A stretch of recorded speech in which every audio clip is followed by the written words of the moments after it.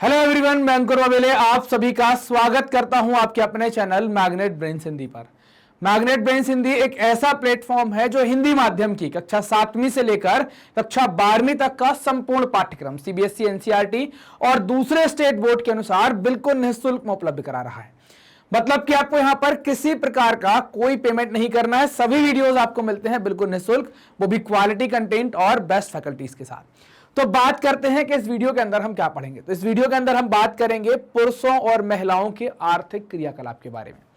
ये टॉपिक है कक्षा 9वीं के अर्थशास्त्र के चैप्टर नंबर 2 का। चैप्टर नंबर 2 का नाम है संसाधन के रूप में लोग। मतलब हम लोगों के बारे में पढ़ रहे हैं और उनको संसाधन के रूप में पढ़ेंगे या उनको संसाधन के रूप में पढ़ रहे हैं। तो उसी में हमारा एक अगला टॉपिक आता है जिसमें हमें पुरुषों और महिलाओं के आर्थिक क्रियाकलाप पर चर्चा करनी है। इस वीडियो के अंदर हम क्या क्या पढ़ेंगे, थोड़ा सा मैं ओवरव्यू दे दूं कि आर्थिक क्रियाकलाप मतलब पुरुष और महिला के काम को देखेंगे, फिर उनके काम की समानता को देखेंगे, काम में मिलने वाले वेतन की समानता को भी देखेंगे। ये कुछ खास बातें हमारी इस वीडियो के अंदर होने वाली हैं। चलिए स्टार्ट करते हैं और आगे बढ़ते हैं। तो आप पिछले वीडियो में जब हमने परिचय वाली बात करी थी तो उसमें हमने बिलास और सकल की कहानी देखी हुई थी। तो बिलास और सकल की तरह लोग विभिन्न क्रियाकलापों में संलग्न है। क्रियाकलाप मतलब काम करना। जैसे मेरा क्रियाकलाप क्या है, पढ़ा रहा हूं तो मैं पढ़ाने काम में लगा हूं। किसी का क्रियाकलाप क्या होगा कि वो शूटिंग कर रहा है, रिकॉर्डिंग कर रहा है, तो उसका काम है कि वो रिकॉर्डिंग करेगा, वो उसका क्रियाकलाप है। आपका क्रियाकलाप क्या है कि आप पढ़ रहे हैं। क्रियाकलाप मतलब हमारी जो एक्टिविटी है, हमारा जो काम करने का तरीका है वो। अब आपके ऊपर अभी क्या हो रहा है और हमारे ऊपर क्या हो रहा है, तो आप देखेंगे पिछले वीडियो में हमने पढ़ा था आपके ऊपर हो रहा है अभी इन्वेस्टमेंट। समझ में रहा है इन्वेस्टमेंट किस चीज का, आपके ऊपर शिक्षा का इन्वेस्टमेंट हो रहा है, आपके ऊपर प्रशिक्षण हो रहा है आपका, आप उस दौरान सीख रहे हैं चीजें और साथ ही साथ खेल कूद भी करते हैं ताकि आपका हेल्थ अच्छा रहे, स्वास्थ्य अच्छा रहे। हम ये सारी चीजें कर चुके हैं तो हम क्या कर रहे हैं, उत्पादन कर रहे हैं। तो हमें उत्पादन के बदले में कुछ प्रतिफल मिलता है, कुछ ना कुछ मिलता होगा। ऐसे ही आपको भी क्या हो रहा है कि आप जब पढ़ लिख जाएंगे, फिर आप जब नौकरी करेंगे तो फिर जो भी आप काम करेंगे बदले में कुछ मिलेगा। तो ऐसे ही दुनिया में हर व्यक्ति जिनके ऊपर इन्वेस्टमेंट हो चुका है या इन्वेस्टमेंट का टाइम जिनके ऊपर निकल चुका है, तो हर व्यक्ति कुछ ना कुछ करता है और उसकी गतिविधि कुछ होती है, कुछ काम करने का तरीका होता है, कुछ करता है। उसको हम क्या कहते हैं, क्रियाकलाप कहते हैं। हम कहते हैं कि वो खेती के कार्य में संलग्न है, मतलब खेती का कार्य कर रहा है, वो मजदूरी का काम कर रहा है, वो पुताई का काम कर रहा है, वो दुकान का काम कर रहा है। तो ये सब क्या कहलाते हैं, कार्यकलाप कहलाते हैं। हमने देखा कि बिलास मछलियां बेचता था और सकल को एक फर्म में नौकरी मिली थी, ये हमने देखा हुआ था। विभिन्न क्रियाकलापों को 3 प्रमुख क्षेत्रक जिसे प्राथमिक, द्वितीयक और तृतीयक में वर्गीकृत किया गया है। अभी हम देखेंगे कि बिलास क्या किस क्षेत्रक का है और सकल किस क्षेत्रक का है, हम बात करेंगे इसमें। तो अर्थव्यवस्था के जो क्षेत्रक हैं, जब आप क्लास 10th में जाएंगे, क्लास 10th में आपको ये चैप्टर पढ़ने को मिलेगा कि भारतीय अर्थव्यवस्था के क्षेत्रक पर बात करेंगे।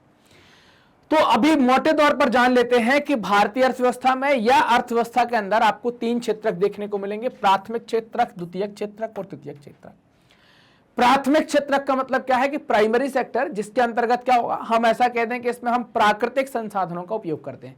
इसमें आपकी कृषि, एग्रीकल्चर आ जाएगी, वानिकी, फॉरेस्ट्री आ जाएगी, पशुपालन, एनिमल हस्बेंड्री आ जाएगी, मत्स्य पालन, फिशरी आ जाएगी, मुर्गी पालन है ना जो, और खनन और उत्खनन, ये सारे आपके काम क्या हो जाएंगे, ये सारी गतिविधियां प्राथमिक में आएंगी। चूंकि ना तो आप मुर्गी बना सकते हैं, ना आप खनिज बना सकते हैं, ना आप मछली बना सकते हैं, ना पशु बना सकते हैं, ना जंगल बना सकते हैं, ना खेत बना सकते हैं। खेत जमीन पर बनेगा ना, तो जमीन आपके हाथ में नहीं है बनाना, तो इस कारण से सब प्रकृति के द्वारा बनाए गए हैं, तो प्राकृतिक संसाधन है। तो आपने देखा था कि यहां पर हमने जो बात की थी कि जो बिलास है वो क्या काम कर रहा है, बिलास मछलियां बेच रहा है, मतलब मत्स्य पालन में पकड़ेगा और बेचेगा, मतलब क्या है, प्राथमिक क्षेत्र के अंतर्गत काम कर रहा है। द्वितीय क्षेत्रक का मतलब वो है जहां पर हम कारखाना लगाएंगे। प्राथमिक क्षेत्रक का जो उत्पाद होगा वो द्वितीय क्षेत्रक में आपका क्या बन जाएगा, कच्चे माल के रूप में जाएगा और यहां पर उस उत्पाद की कीमत बढ़ेगी। यहां पर हम कुछ फैक्ट्रीज लगाएंगे, मैन्युफैक्चरिंग इंडस्ट्रीज लगाएंगे, तो द्वितीय क्षेत्रक को विनिर्माण क्षेत्रक भी कहेंगे। तृतीय क्षेत्रक की बात करेंगे तो तृतीय क्षेत्रक में व्यापार, परिवहन, संचार, बैंकिंग, बीमा, शिक्षा, स्वास्थ्य, पर्यटन सेवाएं, ये सब कुछ शामिल है, जिसको तृतीय क्षेत्रक कहा जाता है, टर्शियरी सेक्टर कहलाता है। इसमें ये सब कुछ शामिल यहां पर किया गया है। इन क्षेत्रकों में क्रियाकलाप के फलस्वरूप वस्तुओं और सेवाओं का उत्पादन होता है। प्राथमिक की क्रियाकलाप प्राथमिक में, द्वितीयक का द्वितीयक में, तृतीयक का तृतीयक में। ये क्रियाकलाप जो है वो राष्ट्रीय आय में मूल्यवर्धन करते हैं। ये क्रियाएं आर्थिक क्रियाएं कहलाती है ना, इन क्रियाओं को आर्थिक क्रियाएं हम कहते हैं। आर्थिक क्रियाओं के 2 भाग हो सकते हैं, बाजार की क्रियाएं और गैर बाजारी क्रियाएं। ये तीनों आपके क्षेत्रक आप देख पा रहे हैं, ये खेती हो रही है तो प्राथमिक क्षेत्रक है, ये कारखाने लगे हैं तो द्वितीयक क्षेत्रक है, और ये आप देख पा रहे हैं कि जहाज से कहीं आना जाना परिवहन, तो ये क्या है, तृतीयक क्षेत्रक है, सेवाएं प्रदान कर रहे हैं। और ये क्षेत्रक में जो क्रियाकलाप होते हैं उनसे उनको क्या कहते हैं, इनसे राष्ट्रीय आय में मूल्यवर्धन होता है। इन क्रियाओं को ये क्रियाएं आर्थिक क्रियाएं कहलाती हैं और इनको दो भाग में बांटा है, बाजार की क्रियाएं और गैर बाजारी क्रियाएं। बाजार की क्रियाओं में वेतन या लाभ के उद्देश्य से की गई क्रियाओं के लिए पारिश्रमिक का भुगतान होता है। मतलब मान लीजिए कोई मजदूर कहीं काम करने गया है तो बदले में पैसा लेगा, कोई आप सामान खरीदने गए हैं तो बदले में पैसा लेगा और लाभ भी कमाएगा उस पर, तो उसका उद्देश्य क्या होगा, वेतन या लाभ के उद्देश्य से की गई क्रियाओं को आप क्या कहेंगे, उसके लिए पारिश्रमिक भुगतान करना पड़ता है। इनमें सरकारी सेवा सहित वस्तु या सेवाओं का उत्पादन शामिल होता है जिसमें आपको भुगतान करना है। गैर क्या है, गैर बाजार क्रियाओं में अभिप्राय यह है कि हम स्व उपभोग के लिए उत्पादन करते हैं, मतलब उतना बना लेंगे कि हमारा, जैसे मान लीजिए कि हमें खाना खाना है या हमें खाने की कोई जुगाड़ करनी तो अपने खेत पर उगा लिया, उसको हम बेच नहीं पा रहे हैं, बेच कर कुछ कमा नहीं पा रहे हैं तो बाजार की क्रिया नहीं होगी। उससे सिर्फ हम अपना और अपने घर का पेट भर रहे हैं तो क्या हो जाएगी, गैर बाजार की क्रिया हो जाएगी। इसमें प्राथमिक उत्पादकों का उपभोग और प्रसंस्करण तथा अचल संपत्तियों का स्वलेखा उत्पादन आता है। इसमें हम खास तौर से प्राथमिक क्षेत्र को शामिल करते हैं। अब बात करेंगे परिवार में महिलाओं और पुरुषों के बीच श्रम का विभाजन, दोनों के काम में क्या अंतर है, किसके काम को आप काउंट करते हैं, किसके काम को काउंट नहीं करते हैं, किसको मतलब आप ये माने कि किसको ज्यादा हम तवज्जो देते हैं, किसको नहीं देते हैं, किसको अपने काम का भुगतान होता है और किसको नहीं होता है। महिला और पुरुष के कामों में या पुरुष के श्रम में जो विभाजन हुआ है वो ऐतिहासिक और सांस्कृतिक कारणों से होता है, इस कारण से विभाजन किया गया है। महिलाएं घर के कामकाज देखती हैं और पुरुष खेतों में काम करते हैं, मतलब ये घर का काम खाना बनाना, घर की देखभाल करना, पुरुष का काम है खेत की देखभाल करना। खास तौर पर आप देखें कि जैसे शकल की माँ को अगर हम लेते हैं तो शकल की माँ खाना पकाती थी, बर्तन साफ करती है, कपड़े धोती है, घर की सफाई करती है और अपने बच्चों की देखरेख करती है। इसके लिए उसको कोई भुगतान नहीं होता, खाना बनाने का, कपड़े धोने का, सफाई करने कोई पेमेंट वो नहीं लेती है।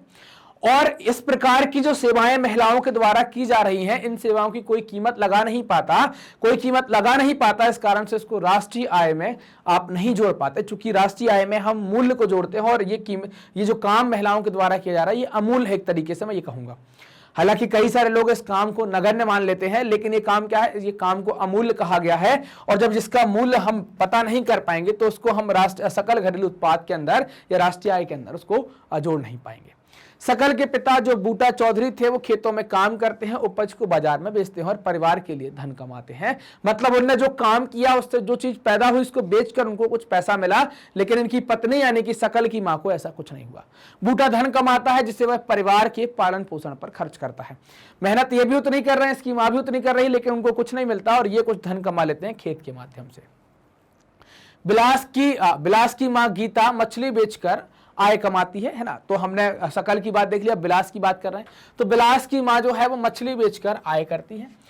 अगर इस तरीके का काम महिलाएं करने लगेंगी, घर का काम छोड़कर बाजारू काम करना स्टार्ट कर देंगी, बाजार में जाएंगी, सब्जी की दुकान कोई व्यापार करना स्टार्ट करेंगी, तो फिर उनकी आय या उनकी सेवाओं का आकलन करना पड़ेगा, उनको भुगतान होगा और उनका भुगतान होगा तो वो राष्ट्रीय आय में भी उनकी चीजें आकलित होंगी, उनकी चीजों को राष्ट्रीय आय में भी जोड़ा जाएगा। इस तरह महिलाओं को उनकी सेवाओं के लिए तब भुगतान किया जाने लगता है जब वो बाजार में प्रवेश कर जाती हैं। पुरुष सहयोगी की तरह उनकी आय उनकी शिक्षा और कौशल के आधार पर निर्धारित होती है। उनकी आय जो है वो उनकी शिक्षा और उनके कौशल पर निर्धारित होती है। शिक्षा व्यक्ति के उपलब्ध आर्थिक अवसरों के बेहतर उपयोगों में सहायता करती है ना, कि बहुत अच्छे अवसर जो होते हैं उनमें वो सहायता करती है। शिक्षा और कौशल को अगर हम देखें तो बाजार में किसी व्यक्ति की आय के प्रमुख निर्धारक होते हैं। आप कितने पढ़े लिखे हैं, आप कितने स्किल हैं, काम कर सकते हैं कि नहीं कर सकते हैं। अगर व्यक्ति पढ़ा लिखा है, काम करने में सक्षम है, तो उसको पैसा ज्यादा मिल सकता है या मिलता है। अब देखें, अगर शिक्षा और कौशल की बात करते हैं तो भारत में या देश में आप देखें अधिकांश महिलाओं के पास कम शिक्षा और निम्न कौशल का स्तर होता है। इस कारण से इनको वेतन कम मिलता है, पारिश्रमिक कम मिलता है, काम करवाने के बाद इनको उतना पैसा नहीं मिलता। इनकी नौकरी की सुरक्षा भी नहीं होती, क्योंकि जहां ये लोग काम करती हैं वहां का एनवायरमेंट या वहां का वातावरण ऐसा है कि वहां नौकरी की कोई सुरक्षा नहीं है, कोई कानूनी सुरक्षा का भी अभाव वहां पर होता है, कोई कानूनी सुरक्षा इनको मिलती नहीं है। मतलब जब मालिक चाहेगा तब नौकरी से निकालता है, जब चाहेगा तो वेतन बढ़ा सकता है, जब चाहेगा तो वो कह देगा कि भाई व्यापार नहीं चल रहा, करना हो तो कम में करो, नहीं तो जाओ, ऐसा भी वो कह सकता है, उसके द्वारा ऐसा भी कहा जा सकता है। इस प्रकार के क्षेत्रकों में जो महिलाएं काम करती हैं वो असंगठित क्षेत्र तरीके से आते हैं। मतलब यहां पर जो महिलाएं काम करती हैं तो उनका अनियमित रोजगार होता है और निम्न आय इसकी विशेषताएं होती हैं। मतलब पैसा उतना नहीं मिलता, निम्न आय होता है, पैसा बहुत कम मिलता है, रोजगार भी फिक्स नहीं होता। इसके अलावा इनको प्रसूति अवकाश नहीं मिलता, शिशु की देखभाल के लिए छुट्टी नहीं मिलती और अन्य सामाजिक सुरक्षा तंत्र इनके लिए उपलब्ध नहीं होते। इस प्रकार की सुविधाएं इनको उपलब्ध नहीं होती। फोटो देखिए, महिलाएं जो हैं वो क्या कर रही हैं, कहीं काम कर रही हैं। अब काम करेंगी तो पैसा मिलेगा, काम नहीं करेंगी तो पैसा नहीं मिलेगा।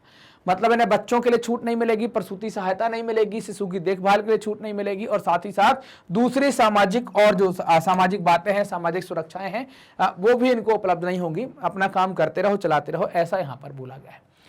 तो महिलाओं के और पुरुषों के काम में आपको अंतर समझ में यहां पर आ गया होगा। एक तो शिक्षा का और एक कौशल का, और दूसरा इनको हम क्यों बांटा गया है कि पुरुष को पैसा ज्यादा मिल रहा है, महिला को पैसा कम मिल रहा है। किन महिलाओं को बराबर वेतन और सुविधाएं मिलती हैं? अब कुछ महिलाओं को मिलने लगी हैं, बात करते हैं क्या। उच्च शिक्षा और उच्च कौशल वाली महिलाओं को बराबर वेतन भी मिलता है और बराबर सुविधाएं भी मिलती हैं। संगठित क्षेत्र में शिक्षण और चिकित्सा उन्हें सबसे अधिक आकर्षित करते हैं ना। संगठित क्षेत्र में बात करें तो शिक्षण मतलब शिक्षा के क्षेत्र में और चिकित्सा के क्षेत्र में महिलाएं सर्वाधिक जाती हैं। कुछ महिलाओं ने सामान्य नौकरियों के अलावा प्रशासनिक और अन्य सेवाओं में भी प्रवेश किया है ना। जो एडमिनिस्ट्रेटिव सर्विस है या अदर कोई दूसरी सर्विस है उनमें भी उन्हें टेस्ट निकाले। पुलिस सर्विस में भी महिलाएं जाती हैं ना, और डॉक्टर और टीचर छोड़कर कई सारी सर्विस में महिलाएं जाती हैं जिनमें वैज्ञानिक और प्रौद्योगिकी सेवा के उच्च स्तर की आवश्यकता पड़ती है। अगर उनको कोई दूसरे सेक्टर में जाना है तो उनको साइंटिफिक और मतलब वैज्ञानिक और टेक्नोलॉजी की आवश्यकता पड़ती है, सेवा की आवश्यकता पड़ती है, तो इस कारण से वहां पहुंच पाती हैं। जैसे आजकल आप देख पा रहे होंगे कि इंजीनियरिंग करने के बाद आईटी सेक्टर में ही महिलाएं जाती हैं, उनको भी वहां पर नौकरी मिलती है। तो यहाँ पर हमने पुरुष और महिला की आर्थिक क्रियाकलाप देखे, साथ ही देखा कि उनके काम क्या है, महिलाओं के, पुरुषों के काम क्या है। महिलाओं के बहुत सारे काम के लिए कोई पेमेंट नहीं होता, जबकि पुरुषों के काम के लिए पेमेंट होता है। महिलाओं और पुरुषों में पेमेंट को लेकर भी अंतर है, पुरुष को ज्यादा, महिला को कम। इसका कारण है कि वो शिक्षित और कुशल नहीं होते, इस कारण से नहीं देते, उनका कौशल का स्तर कम है। कुछ महिलाओं को बराबर वेतन मिलने लगा है चूंकि उन्होंने शिक्षा ले ली है, कौशल ले लिया, इस कारण से उनको अधिकांश वेतन या अधिक वेतन या बराबर वेतन भी मिलना स्टार्ट हो जाता है। मैग्नेट ब्रेन्स जाना जाता है अपनी हाई क्वालिटी एजुकेशन के लिए। आपको जो वीडियो मिलेंगे वो आप YouTube पर देख पाएंगे, आप हमारी वेबसाइट पर देख पाएंगे, हमारे एप्लीकेशन पर देख पाएंगे। ये वीडियो 100% फ्री है, मतलब कि आपको यहाँ पर किसी प्रकार का कोई पेमेंट नहीं करना है, कोई पैसा खर्च नहीं करना है, आपको कोई दाम रुपए नहीं देने, कोई कूपन कोड नहीं लगाना, कोई बाय नहीं करना, कुछ भी नहीं करना। और हमारे बहुत सारे कोर्स हैं, जैसे आप ये देख पाए, ये लंबी लिस्ट है। जैसे स्कूली शिक्षा, जिसमें हम हिंदी और इंग्लिश मीडियम की सभी सिलेबस को कवर करते हैं। इंग्लिश मीडियम में KG से 12 तक और हिंदी में 7 to 12 तक। NTSC ओलंपियाड है। फिर 12वीं के बाद आपको यूनिवर्सिटी में जाना तो CUET, आपको इंजीनियरिंग करना है तो वो, डॉक्टर बनना है तो वो, ऐसे कई सारे कोर्स आपको बिल्कुल निःशुल्क में उपलब्ध कराए गए। मैग्नेट ब्रेन से आप विभिन्न सोशल मीडिया प्लेटफॉर्म के साथ भी जुड़ सकते हैं। आप YouTube पर, Facebook पर, इंस्टा पर, ट्विटर पर और टेलीग्राम पर जुड़ सकते हैं। वहां पर आप सर्च करेंगे मैग्नेट ब्रेन्स तो आप हमारे साथ कनेक्ट हो सकते हैं। ये वीडियो आप देख रहे हैं मैग्नेट ब्रेन्स के चैनल मैग्नेट ब्रेन्स हिंदी पर, तो आप मैग्नेट ब्रेन्स हिंदी को सब्सक्राइब करें, वीडियो को लाइक करें, अपने दोस्तों के साथ शेयर करें। कमेंट सेक्शन में अपने डाउट भी आप पूछ सकते हैं, साथ ही साथ आप हमें भी बता सकते हैं कि आपको वीडियो कैसे लग रहे हैं। मिलते हैं अगले वीडियो में, तब तक अपना ध्यान रखें, मस्त रहें, पढ़ते रहें। धन्यवाद।